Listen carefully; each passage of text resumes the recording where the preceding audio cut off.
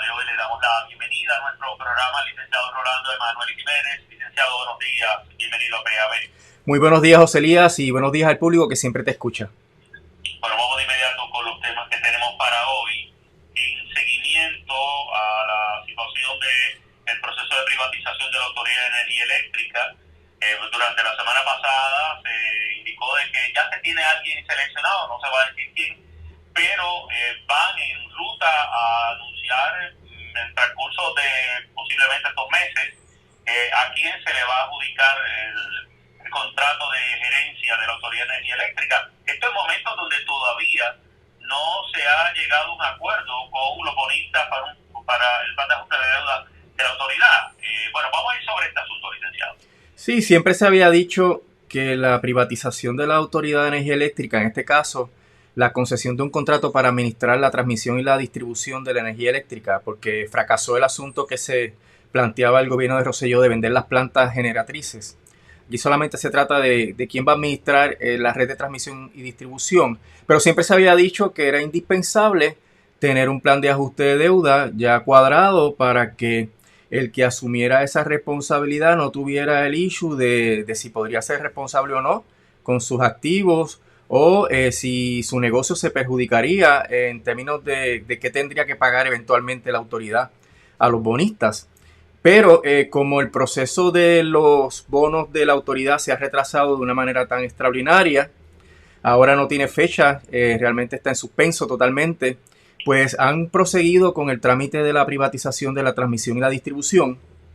Y desafortunadamente, José Elías, tenemos que denunciar esto siempre a oscuras, en el sentido de que la Autoridad para las Alianzas Público-Privadas había sometido el 16 de mayo una solicitud para que se autorizara el contrato de alianza público-privada ante el negociado de energía.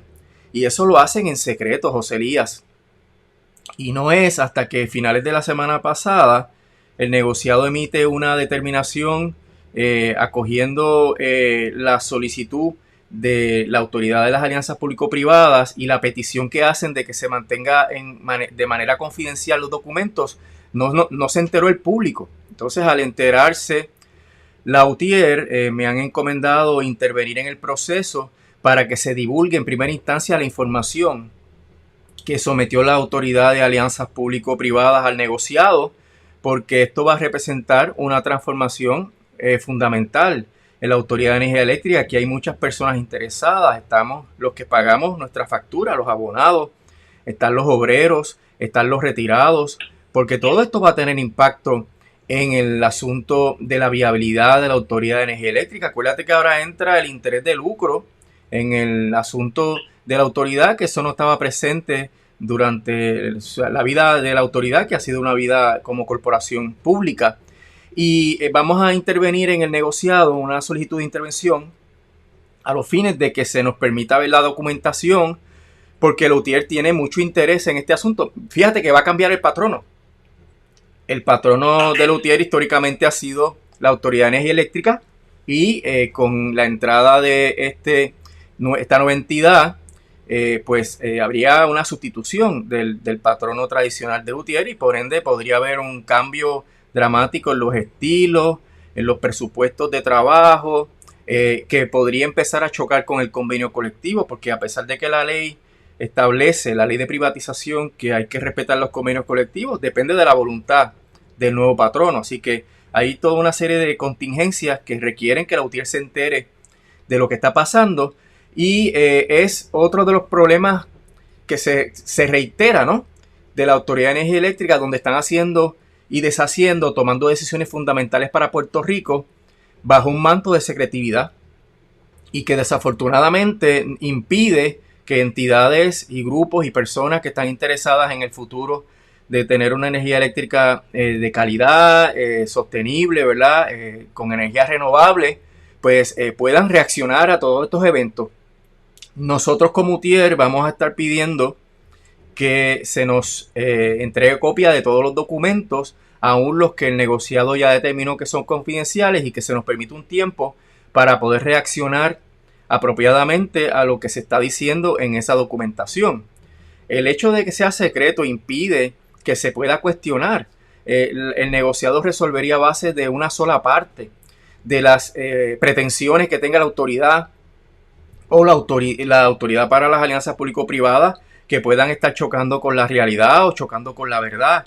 Y si no hay otras entidades que puedan intervenir en esto, el negociador no tiene la información. Ahí podrían estar haciendo aseveraciones sobre los convenios, sobre el trabajo, sobre la capacidad de los empleados para prestar los servicios, sobre cuáles empleados se quedan y cuáles se van a transferir a otras agencias públicas, porque está en la ley que los que no vayan a trabajar con el nuevo patrono podrían trasladarse a otras agencias públicas, así que podría haber una debacle en términos laborales y no enterarse de eso es una gran injusticia que la UTIER obviamente va a cuestionar y seguirá el curso de los tribunales si es que el negociado no favorece la postura de que todo este proceso sea transparente. La excusa que da la alianza público-privada, la autoridad de alianzas público-privadas para que esto sea confidencial, es que se trata de un procedimiento de adjudicación que está en curso. Y eso no es cierto, José Elías. Una vez la autoridad escogió ya a cuál es el proponente con quien van a firmar un contrato, ya el procedimiento de licitación terminó. Por tanto, ya no hay ninguna razón para excluir esa información del escrutinio público. Así que estaremos radicando mañana la moción para intervenir de manera que el negociado pueda ponderar los planteamientos que Lutier vaya a hacer en cuanto a este proceso de privatización. Bueno, muy importante lo que nos describe sobre el particular, porque al entrar este nuevo gerente, por así decirlo, ese nuevo ente privatizador para encargarse de la autoridad, entra también en el juego, lo cual, licenciado, uno desde afuera, quizás lo que puede concluir así de entrada es que esto lo va a complicar aún más. Sí, lo va a complicar. La negociación de la deuda, a lo que me refiero. Sí, claro, porque vas a tener a otra entidad con mucho poder que tiene un contrato de concesión para la transmisión y la distribución, opinando sobre qué es lo que le conviene a la Autoridad de Energía Eléctrica y opinando sobre lo que le conviene a sus intereses particulares como empresa. Entonces tendríamos un monstruo de varias cabezas.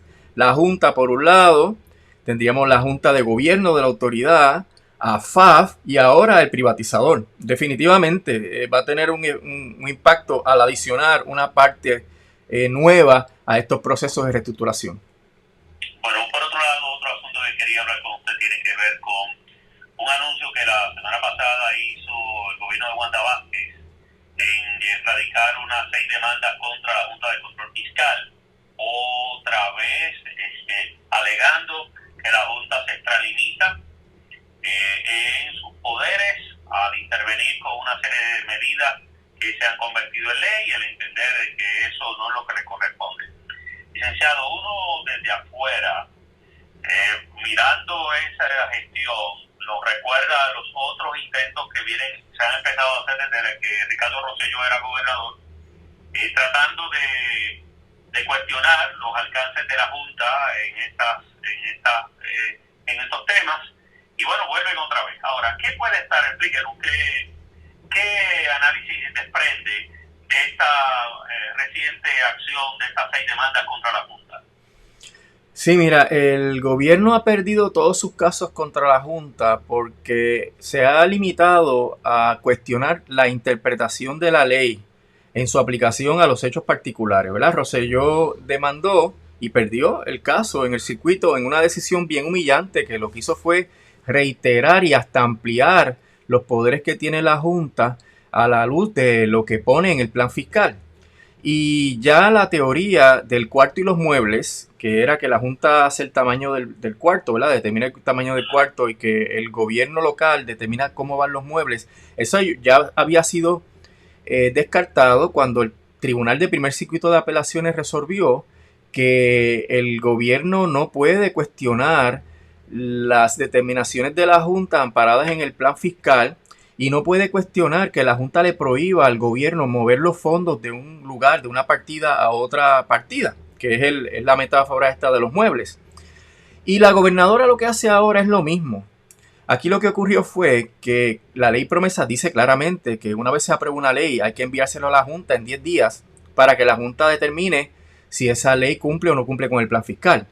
El proceso requiere que la gobernadora envíe una certificación de que esto no es inconsistente con el plan fiscal. Pero ¿qué ocurre? La ley le da a la Junta la discreción absoluta de determinar si está de acuerdo o no está de acuerdo con lo que dice el gobierno. Lo que ha ocurrido aquí es que el gobierno dice sí, esta ley cumple con el plan fiscal, y la Junta dice no, no cumple. Entonces, en ese desacuerdo es que viene el poder de la ley que le da a la Junta la discreción absoluta de determinar que cumple o no cumple con el plan fiscal. Así que la demanda de la gobernadora es totalmente frívola, porque en el texto de la ley está el poder que tiene la Junta de determinar si cumple o no cumple con el plan fiscal. Por el otro lado, lo que hemos dicho anteriormente es que mientras el gobierno no cuestione la constitucionalidad de la Junta mediante planteamiento de derecho constitucional y derecho internacional, pues para ningún lado que va, porque el texto de la ley ya ha sido interpretado por los tribunales y le han dado la razón a la Junta. Por ende, es un despilfarro de dinero, 6 demandas independientes, cuando todas se pudieron haber hecho en una sola demanda, José Elías.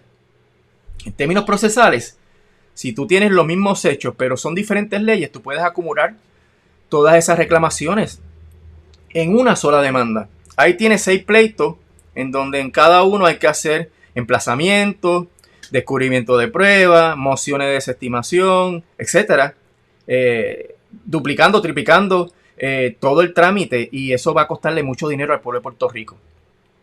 Me parece que el propósito de la gobernadora con esos casos es meramente hacer pecho, ¿verdad? Sacar pecho ante las primarias que tiene, a la luz de que a Pierluisi se le visualiza como el candidato de la Junta, el candidato que apoyó promesas y que trabajó para la Junta, y ella tal vez quiere establecer esa diferencia de que no, yo demandé a la Junta porque se están metiendo con los poderes que tiene el gobierno local. Hay un hecho que tal vez la gobernadora tenga razón, pero no me sorprendería que el tribunal no se la diera. Y es que ella alega en su demanda que debe haber una determinación judicial de parte de los tribunales antes de anular la ley. Y eso podría ser cierto en términos de si tú interpretas que la Junta es una entidad separada del gobierno de Puerto Rico, pero el problema es que la propia ley dice que la Junta es parte del gobierno de Puerto Rico. Correcto. Y esto ya fue certificado, validado por el Tribunal Supremo de Estados Unidos en el caso de Lutier. Así que, aunque parezca lógico el decir que la Junta tiene que ir al tribunal para invalidar las leyes, y de hecho lo hizo en la ley 29. Si tú recuerdas que invalidaron la ley 29 mediante una demanda, igual que las demandas que ha radicado la gobernadora, pero la Junta podría decir, pero ¿por qué yo tengo que ir al tribunal si en realidad yo soy una instrumentalidad y el gobierno no puede cuestionar mis decisiones? Eso está en la ley. El gobierno no me supervisa, no me puede cuestionar. Yo tengo la absoluta discreción para determinar qué cumple o no cumple con el plan fiscal. Así que con meramente una carta, que es lo que ha pasado aquí, con unas cartas de Natalie Yaresco, es que se han anulado esas leyes. Y si la jueza entiende que eso es cierto, y es bien probable que así lo entienda, pues va a determinar que la Junta puede anular las leyes por una carta. Lo cual, tú sabes, es muy chocante y ratifica y extiende dramáticamente los poderes de la Junta sobre el gobierno de Puerto Rico. Así que me parece que esto es una movida electorera de la gobernadora. No tiene sentido jurídico, no puede haber expectativas de que esto progrese. Sabes que el caso anterior de la Junta, donde se desestimó la demanda de Rosselló, la gobernadora pidió certiorari, radicó una petición de certiorari ante el Tribunal Supremo de Estados Unidos. El Tribunal Supremo de Estados Unidos podría interesarse en ese caso, pero como ya dije, es cuesta arriba que revoque porque el texto de la ley es claro. Así que esa sería la única esperanza que tendría la gobernadora, de que el Tribunal Supremo expida el certiorari y entonces en su momento resuelva que la distribución de poderes bajo la ley promesa le permite al gobierno oponerse a las determinaciones de la Junta sobre el plan fiscal. Pero si eso fuera así, José Elías, Y pensando ahora como la Junta, si eso fuera así, entonces el gobierno no habría manera de controlarlo mediante el plan fiscal. Las garras, los dientes que tiene la ley promesa en cuanto al plan fiscal está en el hecho de que pueden anular las leyes o reglamentos o contratos por ser incompatibles con el plan fiscal. Así que darle ese espacio al gobierno de que determine qué cosas del plan fiscal le aplican o no le aplican iría en contra de los propósitos de la ley promesa.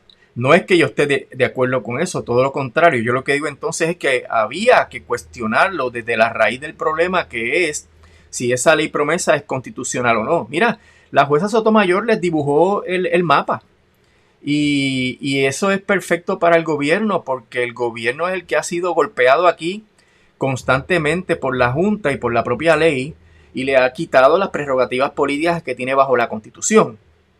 Por ende, el gobierno tiene legitimación activa, incuestionable, y tiene un daño concreto. Le han anulado las leyes y lo que hay que plantear es lo que dice la jueza Sotomayor. Pero el coloniaje, José Elías, es terrible.